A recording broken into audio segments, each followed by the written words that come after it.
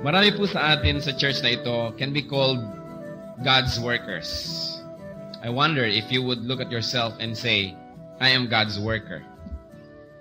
Every work has a requirement. Lahat po ng mga proyekto, lahat ng trabaho, may mga kailangan yan. Unang-una, kailangan ng materyales. Every work requires materials. Then every work requires management. Kailangan may mga siwa, may mamahalan yan. Every work requires space. Dahil saan gagawin ang trabaho kung walang space?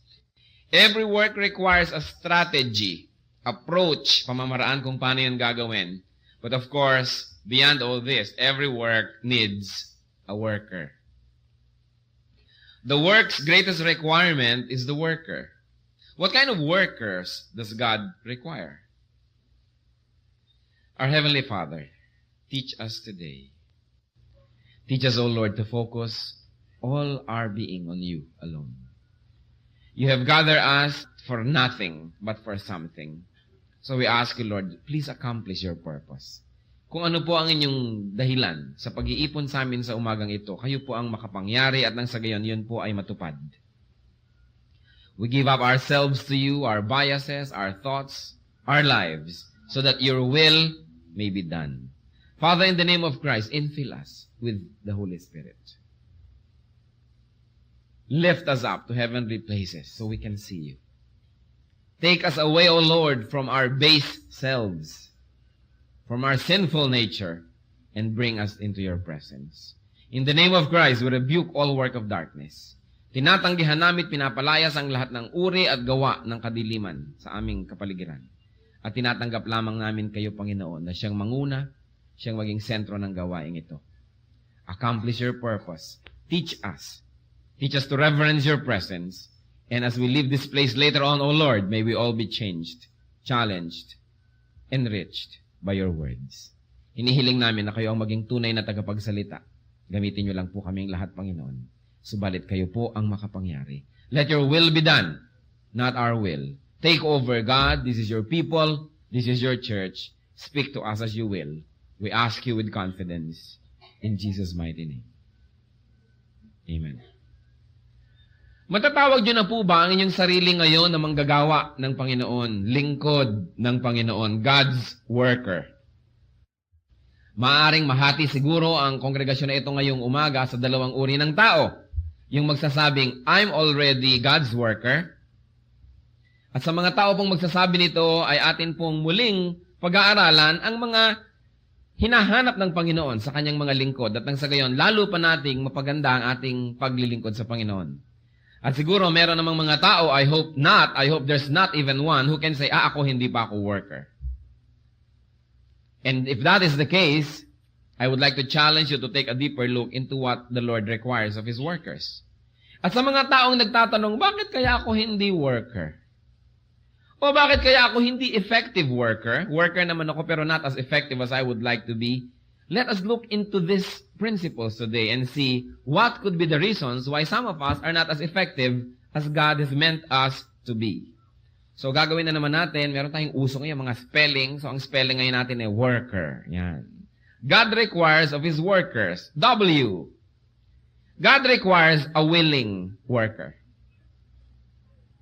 Ang hinahanap niya yung may kusa, gusto ang trabaho, hindi pinipilit, hindi ginagawa dahil nahihiya lamang, merong willingness.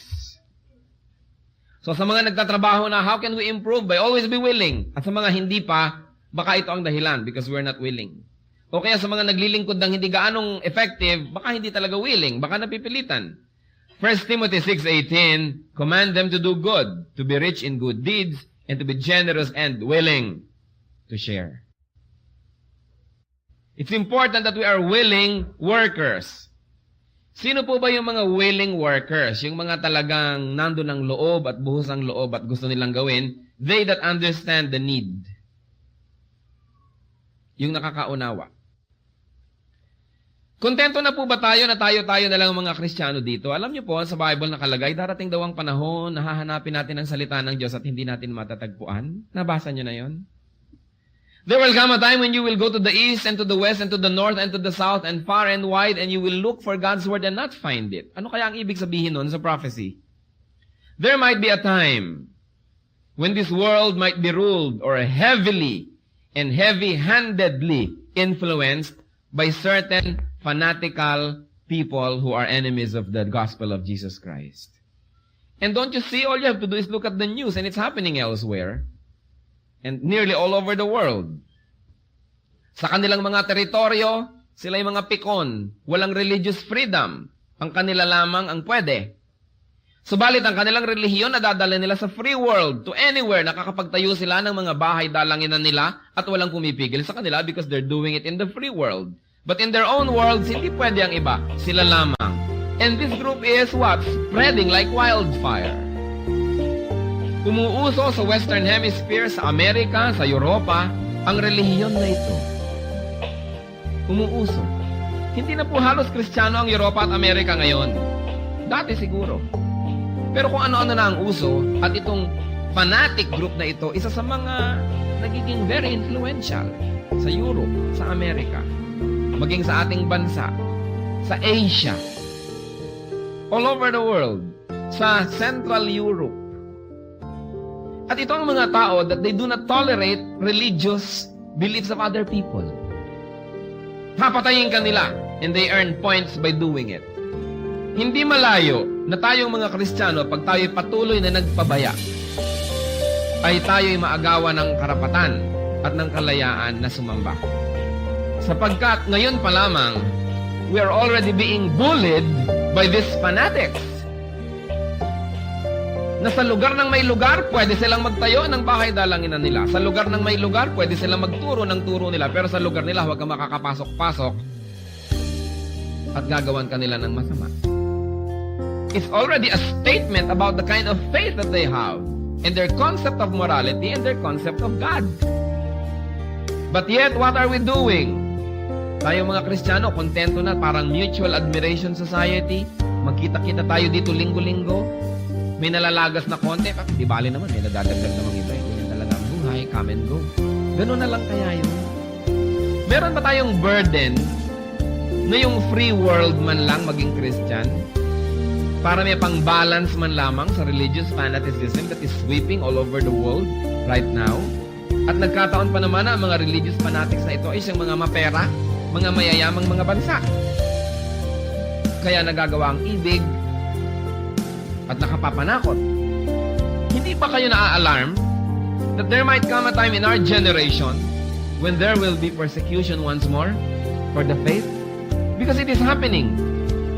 It is creeping slowly all over the world. All you have to do is look at the world map and you will see that everywhere it is growing. Napakabilis ng paglago. Maging ang Western Hemisphere, marami ng mga mamamayan doon ang yumayakap dito sa pananampalatayang ito. Hindi ba kayo na-alarm? Kailan pa tayo kikilos? Kailan nyo pa share ng kapitbahay nyo kung naunahan na tayo? Kailan pa natin share ng mga probinsya kung nandun na sila at malakas na sila doon? Kailan pa? People that need and understand the need for Christian work can only be a willing worker. Hindi na natin ipagpapaliban, hindi na natin ibibigay ang ating mga mababaw na dahilan para tanggihan ang tawag ng gawain sapagkat ang panahon para kumilos ay ngayon. Darating ang panahon when there will be religious persecution once more. Where it will come from, we can only guess. And at this point, we can have very intelligent guesses. But wherever it comes from, the Bible has prophesied this. Are we ready? Baka mamaya sarili natin mga kamag-anak na hindi natin na-win for Christ ang bumaligtad sa atin. Baka mamaya sarili niyong mga anak at mga magulang, mga kapatid at mga kaibigan ang babaligtad pag dumating ang panahon na itong mga grupong ito ay talagang naikalat na nila ang kanilang impluensya. May panahon pa, pwede pa ngayon. Bukas, baka huli na. Pero anong ginagawa natin? Anong ginagawa natin? Hindi na nga hinihingi na lahat ay maging misyonero at magpunta sa mga cultural communities na ito. Ipanalangin na lamang sila. Meron bang nananalangin man lang dito sa church na ito para sa mga kababayan natin na mga hindi Kristiyano? Kailan pa? Kailan pa natin ipinapanalangin pagka tayo ay mga sinisigan na uli at sinusunog at pinapatay tulad ng nangyari ng mga nagdaang panahon? The history of the Church of Jesus Christ was written in blood. All you have to do is look. Tingnan lamang ang kasaysayan at makikita natin na ito ay sinulat sa dugo. What are we doing? What are we doing? Kung nakikita natin ang pangangailangan, kaya dumating kay hindi ang panahon na yon, yun namang mga taong ating mga kilala ay mamamatay din. At pag namatay, ay mahuhusgahan din. Kaya lalo din naman nilang kailangan ng Panginoon. People need the Lord. At kung nauunawaan natin ang pangangailangan na ito, isa lamang ang magiging tunay na epekto sa ating buhay. We will be willing workers. Willing. We can be willing workers if we understand the need, if we know the responsibility of every believer. Na ang nakatanggap ng mabuting balita, na ang ligtas na, nakatanggap na ng katotohanan, na hindi niya dapat solohin ang katotohanan ito, sapagkat marami pang nangangailangan. At yung mga taong nangangailangan na ito, kung hindi nila malaman ang katotohanan ngayon, they will be our persecutors tomorrow. Yung mga bata na nakapaligid sa atin, if you don't win them for Christ today, they will be your enemy tomorrow. Mga magulang, pag ang inyong mga anak hindi nyo napalaki sa Panginoon, magiging kaaway nyo yan pagdating ng panahon. Sapagkat ang impluensya sa kanya ng paaralan, ang impluensya ng lipunan, ang impluensya ng show business, ang impluensya ng mga lansangan, napakalaki, it's overwhelming to counterbalance the influence or whatever little influence you might have with children that you spend very little time with in the first place. Kaya dapat ang mga magulang pinapalaki ang mga bata sa Sunday school. Alam niyo po ba na ang attendance ng ating Sunday school depende sa attendance ng magulang dito, sa taas? Siyempre, pag absent ang magulang, absent ang anak. Kaya kung mga magulang na nagmamahal sa kinabukasan ng mga bata, kahit medyo tinatamad kayo o napapagod kayo or whatever, pagkalinggo, hindi nyo dapat pinapa-absent sa Sunday school ang mga bata. 5 araw sa isang linggo na tinatambakan ng utak niya ng secular teachings in the secular schools na sinasabing ang tao ay nanggaling sa unggoy. Only 1 day a week na pwede nating i-balance, a-absent pa kayo. If you don't win your children for the Lord early on, they will be agents of the devil later on. And they will harass your life.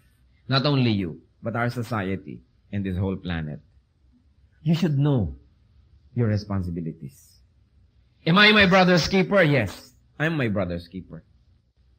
Gaano katagal na kayong Christian? Sa inyong lugar, sa inyong bahay, sa inyong opisina, sa inyong paaralan, gaano karami na yung na-win natin?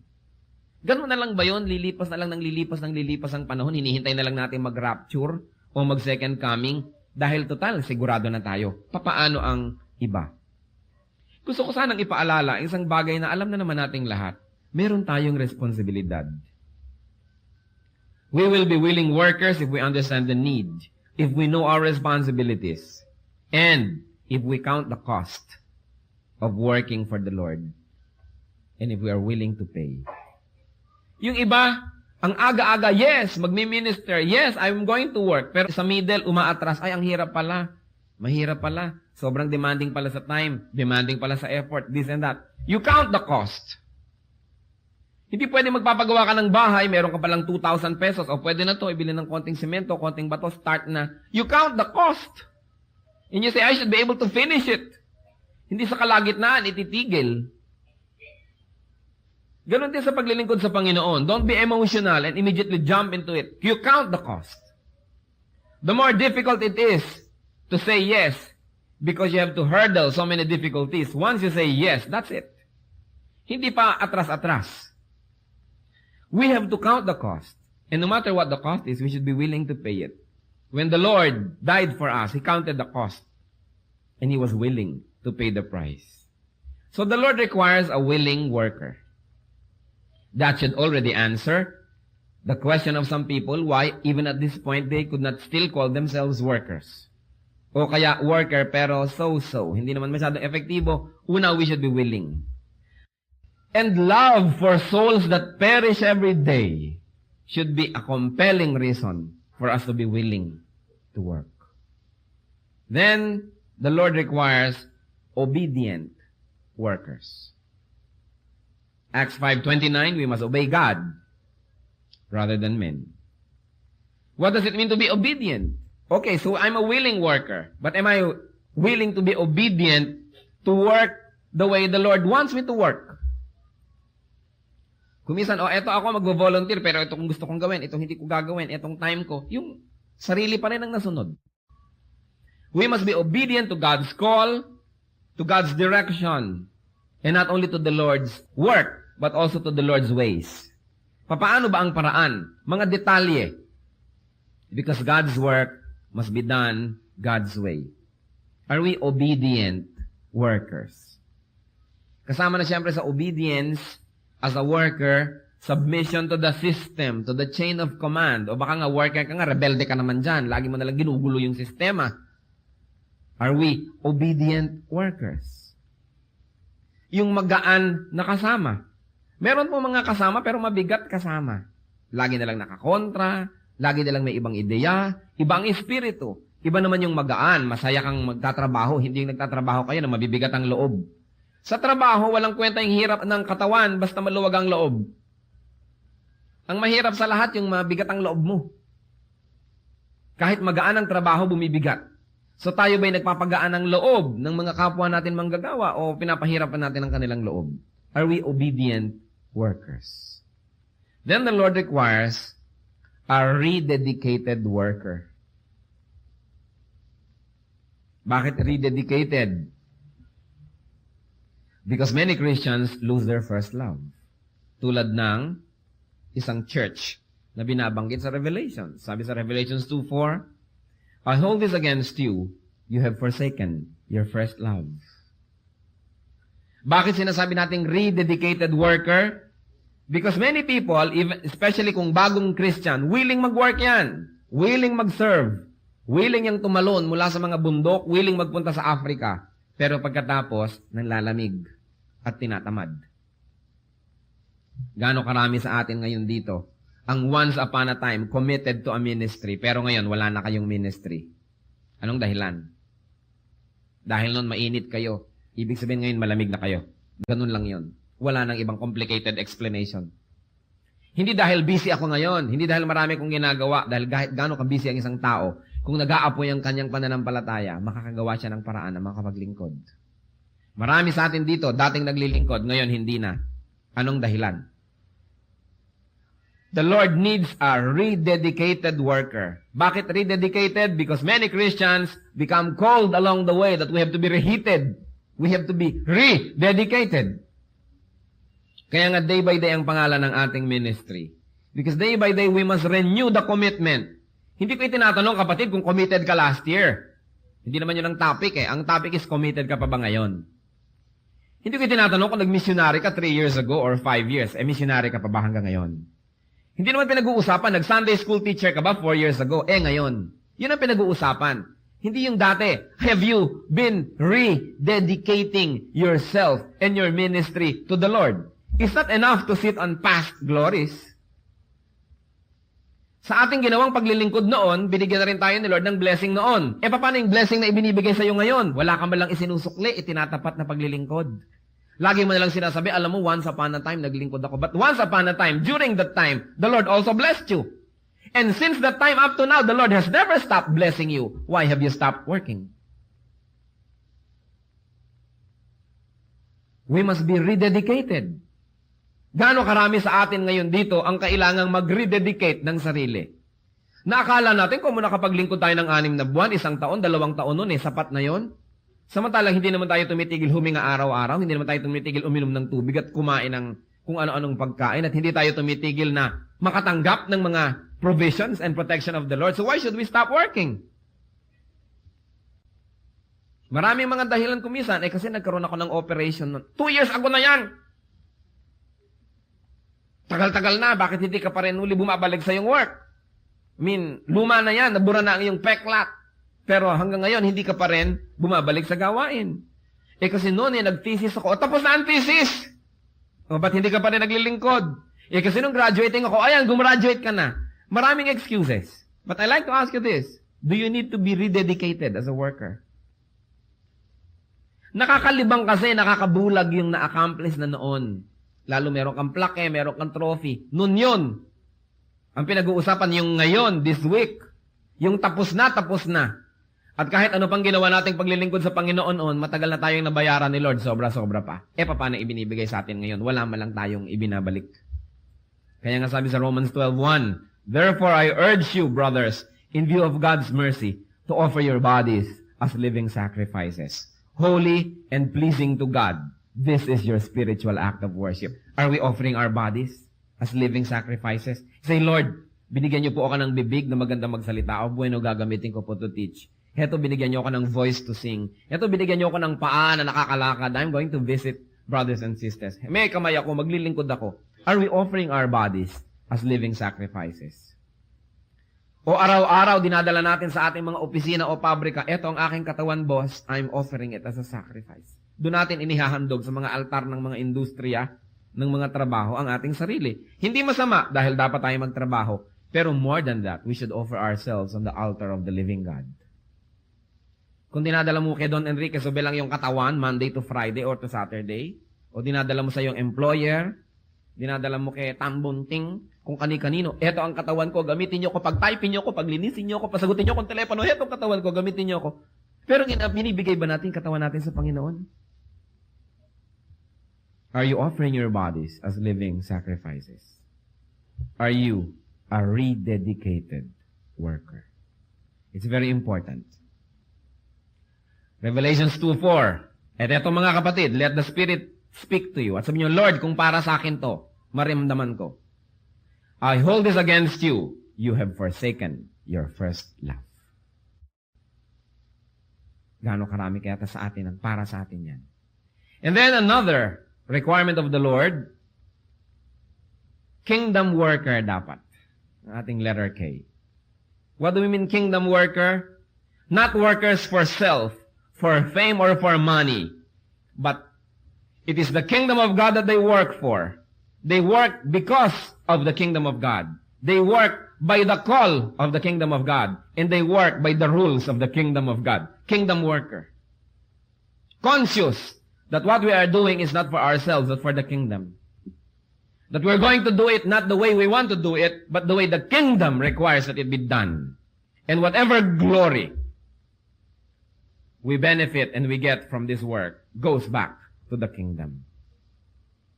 Kukunti na nga mga kapatid ang workers Pero hindi pa lahat ng workers, kingdom workers. Meron pa dyan, kasi nag-aantay lang akong matawag ng ibang trabaho actually, so dito lang muna ako. Pero pag tinawag ako, goodbye So hindi kingdom worker yon, yun ang tinatawag na nagpapalipas ng oras. Gagamitin ang ministry na pamasak butas para huwag ka ma-idle, para kumita kita ng konti. Is it not scandalizing that we can do this? Marami nang nasa work na pero hindi pa rin kingdom worker. Self-worker. They do it for their glory. Ay, pambihira naman yung isa, kasabay ko lang yun ngayon, may ministry ng ganito, dapat ako rin. Pero ano yun? Dahil ba nagko-competition kayong dalawa o dahil gusto mong lingkod? Are you a kingdom worker or are you working for self? It's important na pag may nagtanong sa'yo, may isang anghel na biglang dumadaan, tinanong ka, hoy, ba't ka nandyan? Kasi yan nire-require ni Lord So we need kingdom workers. Conscious of the kingdom. That the kingdom is coming. And we should prepare the world for this kingdom. Conscious that the kingdom has actually begun. When Jesus died on the cross, and this famous sermon that Peter delivered in Acts chapter 2, when people accepted the Lord, the kingdom has begun. And are we continuing the work of the kingdom? The Lord requires kingdom workers. Kaya kumisan may mga naglilingkod sa Panginoon, pero in their innermost thoughts, sabihin nila, I'm empty. Gusto ko maging masaya, pero hindi.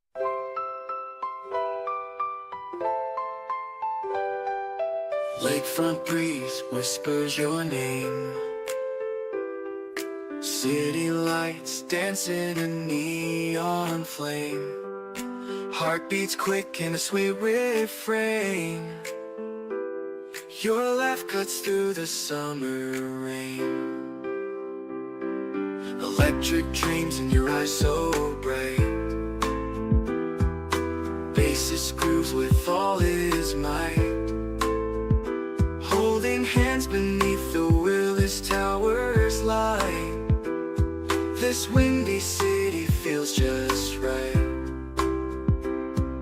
The Navy Pier Ferris wheel spins above.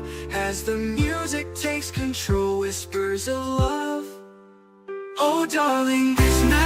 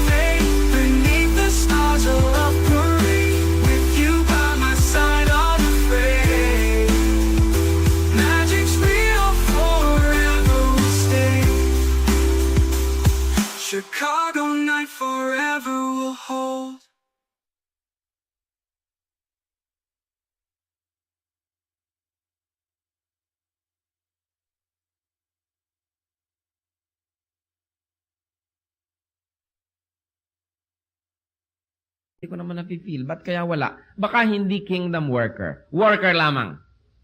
O baka worker for self. Kaya dapat nating siya sa atin eh. Ano ba talaga intensyon ko? Ba't ko ba ginagawa ito? Kung wala bang makakakita, gagawin ko pa rin. Kung wala bang pupuri sa akin, gagawin ko pa rin. Kung walang hahanga, gagawin ko pa rin. In fact, kung merong sasalungat, merong ma-offend, gagawin ko pa rin ba ang paglilingkod ko na ito? Dapat tatanong natin sa ating sarili. Then we will know if we are kingdom workers. Then letter E. The Lord requires eager workers. Eager. He who knows the commissioner, God Himself, and the commission to win this world for God, can only be eager.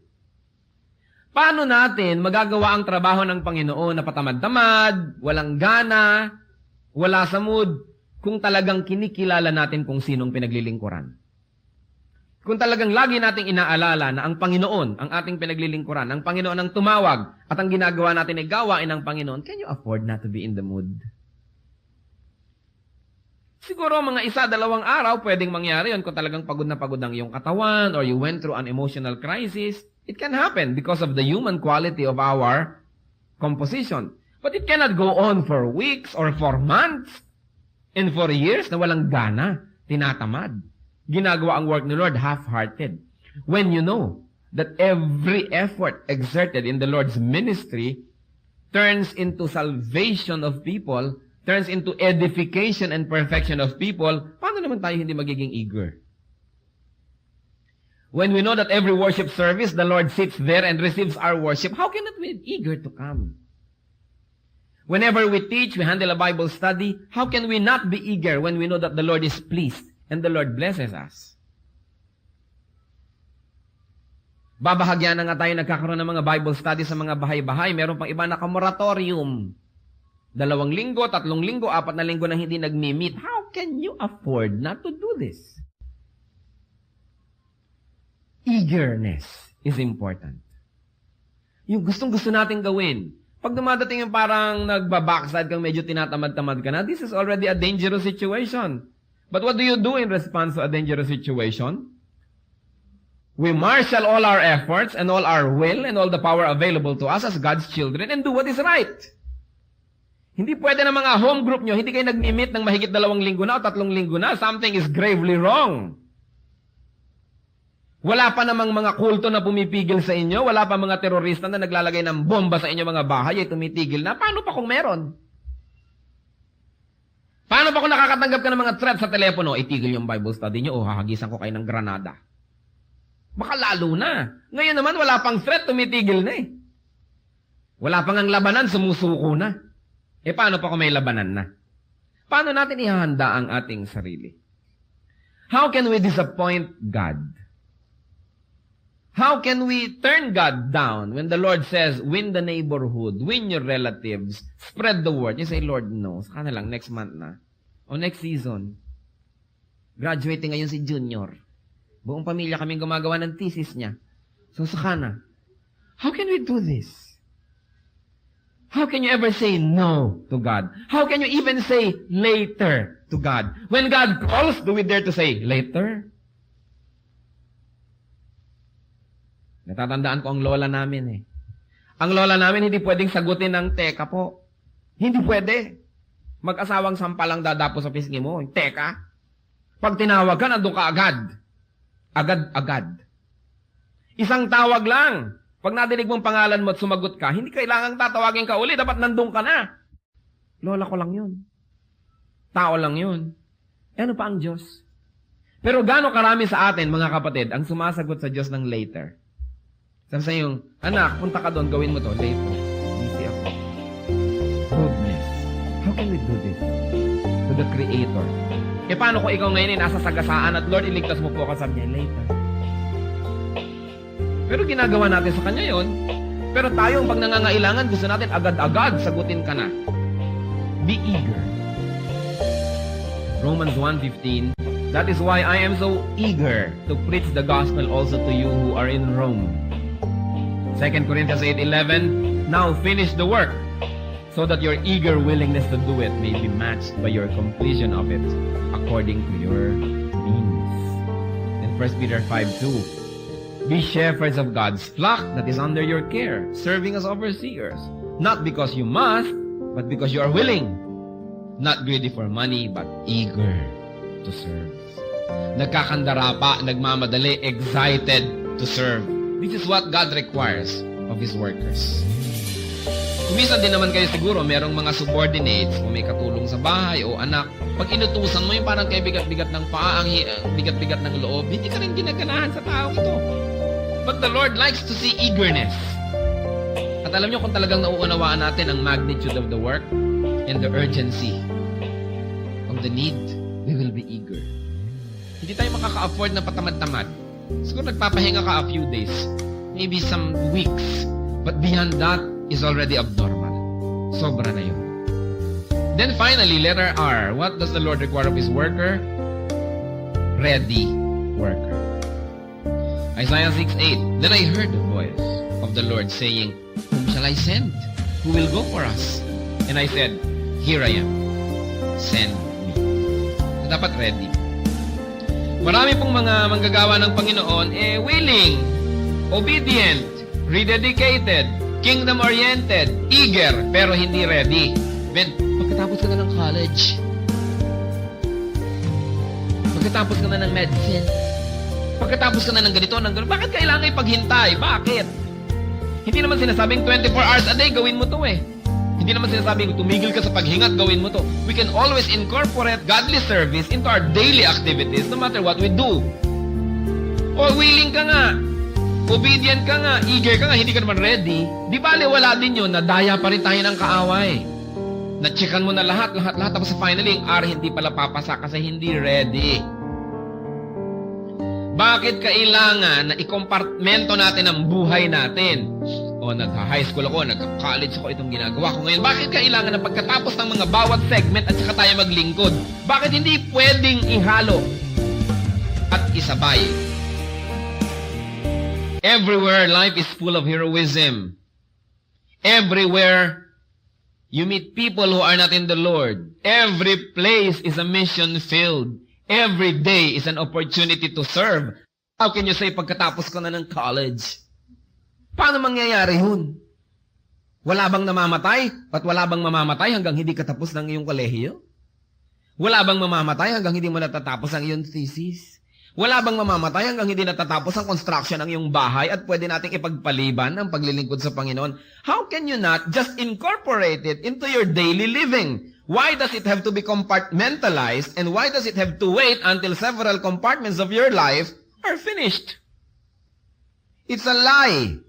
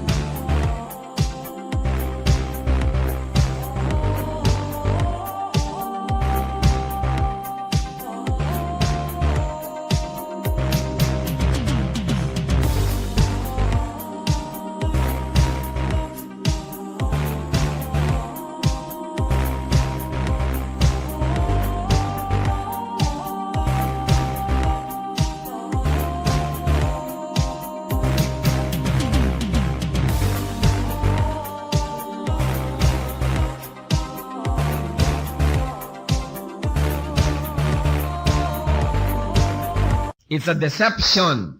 Alam niyo po yung mga pagkatapos ng ganito, pagkatapos ng ganon, isa yung deception na ibinibigay sa atin ni Satan to make us ineffective. And many of us are foolish enough to be deceived by this.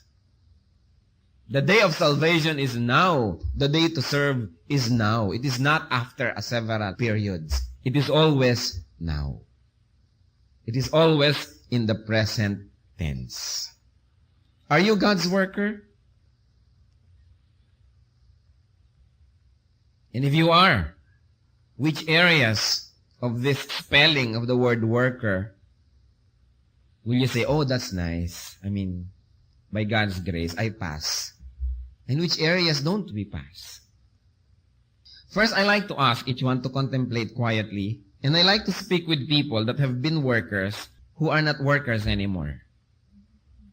naging audience na lang sa pagtagal ng panahon.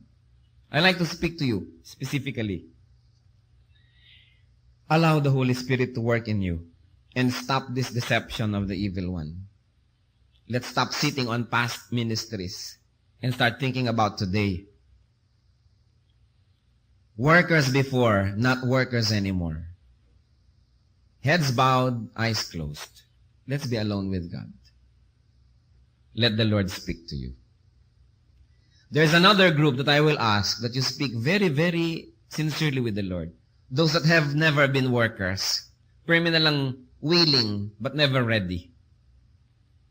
Ganyan na lang ba kayo? Aabutan na tayo ng kamatayan, ganyan na lang.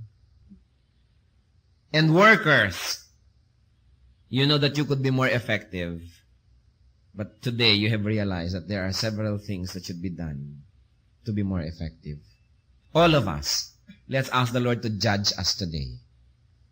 So that according to the correct judgment of the Lord, we can correct our lives. Allow the Holy Spirit to speak to you. And to anyone, when you say to yourself before the Lord, I was a worker before, but not now. And you want to rededicate your body, your ministry to the Lord, stand up and rededicate yourself to the Lord. Say, Lord, I was a worker before, but not now. But I like to rededicate my life. Muli kong nakita, Panginoon, ang pangangailangan. Nakita ko ang aking sarili. Gusto ko pumaling maglingkod. Matagal din naman ako nadaya. Matagal din ako naging audience. Nasa ministry, parang nakikipanood lamang ako. Pero ngayon, Panginoon, gusto ko na uling maging useful. Gusto na ko uling magkaroon ng katuturan ng pagiging Kristiyano ko, more than just sitting and watching. I want to serve you again in an active capacity. Sino ang magre-dedicate ng kanyang sarili sa Panginoon? Stand up and say, Lord, gamitin mo po ako muli. Ibalik mo sa akin yung joy ng paglilingkod. Tama na ang mga panahon ng pagbabakasyon sa ministry. Narito na muli ako, Lord, enlisting myself. Who else will stand up and say, Lord, narito ako muli. Forgive me for the past that I have not been serving you. But right now, Lord, I like to receive your forgiveness and I like to receive your anointing and I like to receive your blessing that as I stand, you put your hands on my head and anoint me once more. Who else, brothers and sisters? You would say, God, narito na muli. Maaring nag-serve ako partially, muli ngayon, Lord, gagawin ko pong priority ang aking service. The Lord is delighted. The Lord is delighted. Angels of God are singing hallelujahs to the victory of the Lord today. Don't let the devil deceive you. Time is short. You should make it count. Who else? Because I'm going to pray for you. And we're going to pray together. People that would like to say, Lord, gamitin mo po ako muli. Actively. Hindi kalahati, hindi 1/4. But use me as you would like. Narito ako muli. Alisin mo mga hesitation ko, Panginoon. Mga worries. Because you are a great God. Yes, anymore. Last call to those who would like to say, Lord, I stand up. Count me in once more. Isali niyo po ako muli sa team. To be an active player. To be an active participant. Na magamit niyo, Panginoon. Magamit niyo po. Kilala niyo ko, kilala niyo yung kahinaan ko at kalakasan na naibigay niyo, yun ang binibigay ko, Lord. Not more than whatever you gave me, but just what you gave me. Anymore, we will pray. We will pray. We're going to ask the Lord to move and to set you free from whatever has held you prisoners for so long. Panginoong Diyos, nalulugod po kayo, nalalaman namin, Lord, sa pagtayo ng mga kapatid na ito. Muli tinatanggap ang hamon. Muli, Lord, rededicating themselves unto you. Ang lahat ng nakaraan, Panginoon, hinihingi namin ang tawad individually, ang naging pagpapakaya. Pag-focus namin ang atensyon sa aming mga sariling gawain lamang. Ang lahat ng ito, Panginoon, ay pawiin mo na. Sa personal na paghingi ng tawad ng bawat isa, Lord, ay ipatawad nyo na po. Hugasan nyo na po, Panginoon, at baguhin at ilibing nyo na sa kalaliman ng dagat, never to be remembered once more. And Lord, right now, we receive your forgiveness. We receive your restoration. And once more, O Lord, we're glad to receive your anointing, the empowerment of the Holy Spirit. And as we stand before you today, we receive the commission that you're giving us. Kung ano, Panginoon, ang ipinagagawa nyo sa amin ngayon, tinatanggap po namin. Tinatanggap po namin, Panginoon. Pagpalain niyo po, Panginoon, ang bawat isa. At nawa, ang paglilingkod na ito, ang rededication na ito ay manatiling mainit, Panginoon, hanggang kayo'y makita namin face to face.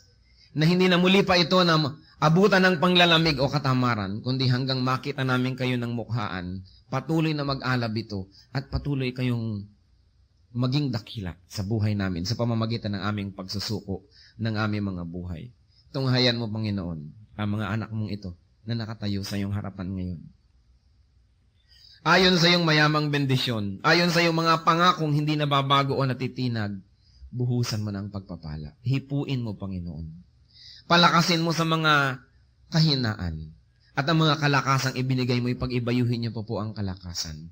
At nang sa gayon, ang paglilingkod na ito ay magkaroon ng kabuluhan.